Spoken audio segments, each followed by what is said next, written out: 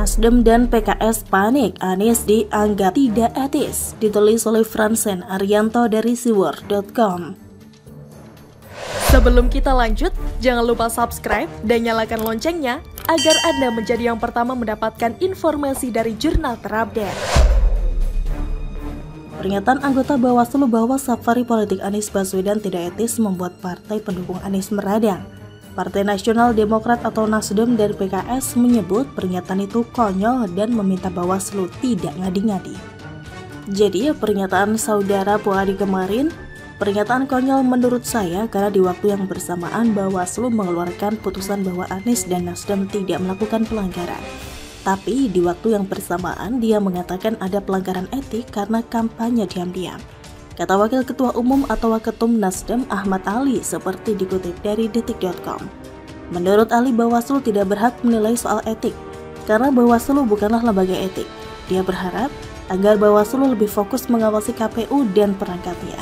Selain itu, Ahmad Ali juga menduga bahwa ada kepentingan pihak tertentu di balik pernyataan Puadi. Bagi saya, pernyataan Ahmad Ali ini terlalu reaktif.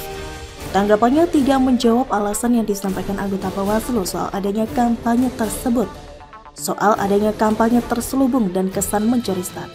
Alasan yang diungkapkan adalah publik sudah tahu bahwa Anies adalah bakal calon presiden dari Nasdem, sehingga sosialisasi diri Anies bisa dianggap sebagai cara meningkatkan elektabilitas Anies untuk pemilu 2024. Nah, seharusnya Ahmad Ali menanggapi alasan itu.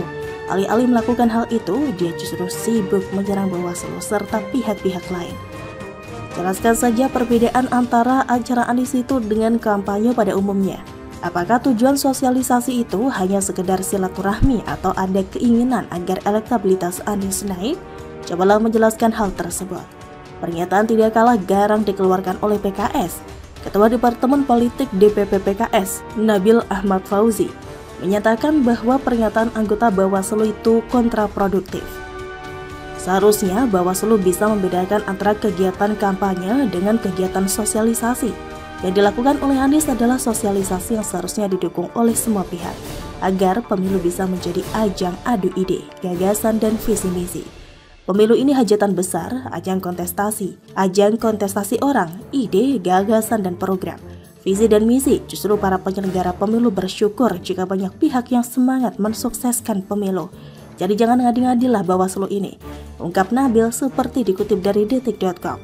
Pernyataan PKS ini juga sama saja, mereka lebih sibuk menyerang Bawaslu tanpa menjelaskan perbedaan kegiatan yang dilakukan Anies dengan kampanye pada umumnya. Kalau memang kegiatan Anies adalah sosialisasi, lalu tujuannya apa? Apakah sekedar memberikan pemberitahuan bahwa akan ada pemilu 2024? Apakah tidak ada kegiatan menaikkan citra Anies? Cobalah jelaskan dan tidak perlu sibuk menyerang. Kata sosialisasi, silaturahmi, atau perkenalan nampaknya menjadi senjata pendukung Anies sekarang. Ketua DPP Nasdem Willy Aditya juga menggunakan kata perkenalan saat menepis anggapan bahwa Anies melakukan kampanye. Alasan dilakukan perkenalan sekarang adalah luasnya wilayah Indonesia sehingga perkenalan harus dilakukan jauh hari agar rakyat tidak memilih pemimpin seperti membeli kucing dalam karung. Sepertinya Anies menularkan keahliannya dalam mengganti istilah. Dulu Anies mengganti istilah rumah susun menjadi rumah lapis serta digusur menjadi digeser. Sekarang pendukungnya mengganti kata kampanye menjadi silaturahmi, sosialisasi, atau perkenalan.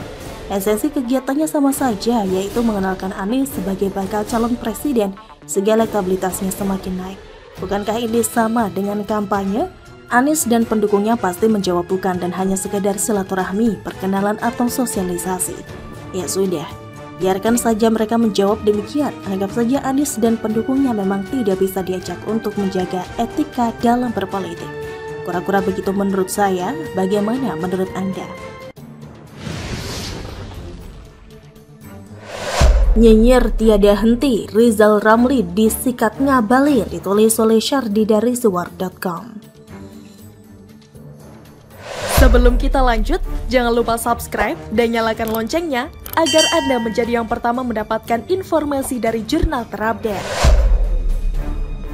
Rizal Ramli selain nyinyir tentang pernikahan Kaisang yang katanya lebih megah dari acara Kesultanan Yogyakarta, dia menyindir presiden yang asalnya rakyat biasa menjadi sang raja yang lebih hebat dari Sultan Jogja atau Solo. Sweet revenge, begitu katanya. Hebat sih memang, dia tidak hadir tapi ikut nyinyir. Mulut orang ini mungkin sudah sangat gatal sekali. Makin tua makin kayak bocah yang bandel. Saya setuju dengan logika Gibran. Kok Rizal Ramli bisa tahu detailnya? Padahal dia sendiri tidak hadir. Ini menandakan Rizal Ramli tidak hadir cuma alasan doang karena memang dendam dan mau nyinyir. Ini semakin membuktikan kalau kualitas Rizal Ramli sangat jeblok. Tidak etis mengumumkan ketidakhadiran lewat media sosial, malah ikut nyinyir. Double tidak etis. Yang menikah adalah Kaisang dan Erina, yang sibuk adalah keluarga Jokowi. Yang kepanasan kok Rizal Ramli. Memang orang ini sudah diliputi dendam yang tidak bisa terobati lagi seumur hidup. Beberapa waktu lalu Ali Mokhtar Ngabalin juga mengkritik keras Rizal Ramli. Dengan gaya frontal dan ceplos-ceplos, dia terang-terangan menyebut Rizal Ramli adalah orang tua yang kekanak-kanakan. Rizal Ramli sama sekali tidak menunjukkan sikap dewasa. Hai Pak Tua, umur itu soal angka saja. Tapi dewasa itu soal sifat. Semua orang bisa tua, tapi tidak semua orang bisa dewasa, kata Ngabalin dalam sebuah unggahannya di akun Twitter. Ini adalah balasan saat merespon Rizal yang menuding Jokowi adalah pribadi yang sangat pendendam. Dia menuding sikap Jokowi jauh lebih parah dari Soeharto sebab Jokowi menyimpan dendam secara personal. Seolah tidak puas, Ngabalin kembali menyentil Rizal Ramli. Kali ini Ngabalin menyebut Rizal Ramli sama sekali bukan orang yang kritis. Pernyataan-pernyataan yang menyerang Presiden Jokowi hanyalah ekspresi sakit hati karena dirinya pernah dipecat Jokowi dari jabatan Menteri Koordinator Bidang Kemaritiman. Menurut Ngabalin, Rizal Ramli didepak Jokowi dari kabinetnya karena dia memang tidak bisa bekerja untuk rakyat Indonesia. Seharusnya Rizal Ramli jangan menyimpan dendam kesumat. Dia dipecat karena ketidakmampuan dalam bekerja. Dia dipecat bukan karena faktor suka dan tidak suka, bukan karena urusan pribadi. Kenapa dipecat? Karena tidak bisa memimpin departemen yang dipercayakan. Jadi bukan kritis, tapi sakit hati yang luar biasa, katanya. Justru apa yang diperlihatkan Rizal Ramli adalah sosok yang pendendam. Dia menuding Jokowi pendendam, tapi sikap pendendam justru terlihat saat diundang ke pernikahan Kaisang. Dia tidak hadir, tapi kemudian nyinyir. Upil di seberang lautan tampak dengan jelas, sedangkan King Kong di depan mata tidak tampak sama sekali. Kalau kalian sering bicara cuitan atau menonton videonya, kalian pasti mual dan mungkin sebagian dari kalian sudah pernah muntah mendadak. Gayanya ngomong memang selangit. Dia tidak malu membuat persepsi bahwa dia itu hebat, negara bisa dia selamatkan. Ada kesan dia itu bertindak berdasarkan kebenaran sehingga dia dipecat. Pokoknya dia yang paling suci deh. Sedangkan yang memecat dianggap jahat, zalim, dan pendendam. Karakter itu abadi, mau disembunyikan dengan topeng apapun, tetap cepat atau lambat akan ketahuan aslinya. Seperti yang terjadi pada Rizal Ramli ini, dia merasa tidak berdosa, tapi gerak-gerik dan ucapannya membuktikan dia ini licik, dengki, dan pendendam. Selama ini ocehannya hanya berbasis sakit hati, bukan kritikan yang kritis. Setiap ucapan yang keluar dari mulutnya selalu tercampur dengan bumbu dendam kesumat akibat dipecat sebagai menteri. Jujur saja Jokowi banyak memecat dan memberhentikan pejabat. Tentu saja banyak yang sakit hati. Ditambah lagi kelompok yang memang pada dasarnya tidak senang dengan Jokowi. Mereka berkumpul jadi satu, sevisi misi, senasib sepenanggungan, berkomplot dan berusaha meraih kekuasaan. Dan mereka itu sekarang mendukung Anies.